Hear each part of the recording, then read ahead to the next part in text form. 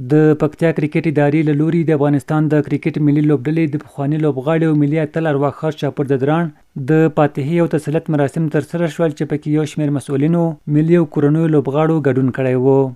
د مراسمو پر مهال د پکتیا ملي راډیو امیر ارواح خان شاپور ځدراڼ د هیواد د کرکټ یوه ستره سرمایه وبلله او ویل د هغه مړینه د افغانستان د ورزش لپاره ستره ضایعه ده. نوموړي د مرحوم کورنۍ ته د زړه له کومې تسلیت وړاندې کړ. د صبر جمیل دعا یې ورته وکړه او د هیواد کرکټ لوبغاړو ته د لا زیاتو بریاوو هیله څرګنده کړه. نو تاسو ټولو ته بیا هم د شاپور ځدراڼ د وفات په حق باندې تسلیت وایم. الله تعالی دې د کورنۍ او خپل ټولو اقرباو ته صبر جمیل ورکړي.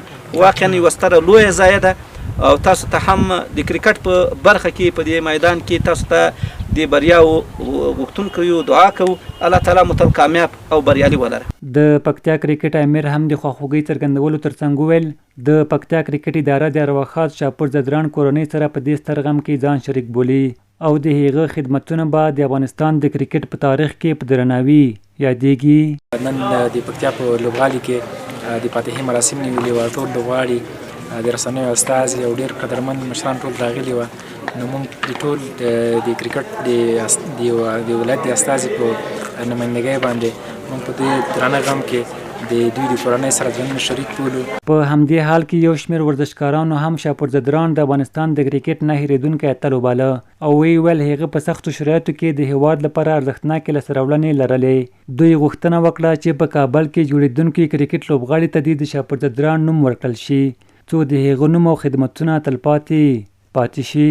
ښې لاسته راوړنې لرلې. که چېرته موږ د شاپور ځدراڼ نوم اخلو د شاپور ځدراڼ نوم یو چېرته د کرکټ په برخه کې یادېږي نو د ده به موږ ته هغه لوبه رايادېږي چې په 2015 کال کې د سکاټلند پر خلاف باندې یا په 2015 کال کې یوازنۍ بریا وه چې موږ تاسو ته هغه بریا شاپور ځدراڼ په بیټ باندې او په بالینګ باندې د افغانستان په ګټه باندې پای ته رسېدلې وه. شاپور ځدراڼ چې دغه د افغانستان دپاره یوه لویه سرمایه وه چې په هغه سختو شرایطو کې چې د افغانستان نه انټرنیشنل پول ممبرشپ موږ اخیستی وو او نه هغه دغه امکانات چې د اوس موږ په لاس کې لرو. دویم د کرکټ بورډ نه مو غوښتنه ده چې د کوم بلکې د الخیلو میدان جوړېږي د شاپور ځدراڼ په نوم کې چې د کورنۍ بل د ټول افغانستان دپاره یو نه هېرېدونکی اتل دی د هغه نوم باید ژوندی وي. ارواح خان شاپور ځدراڼ د افغانستان د کرکټ له هغو مخکښو لوبغاړو څخه و چې د ملي لوبډلې د نړیوالو بریاو په ترلاسه کولو کې مهم رول درلود. نوموړی څو ورځې وړاندې د ورپېښې ناروغۍ له امله ومړ.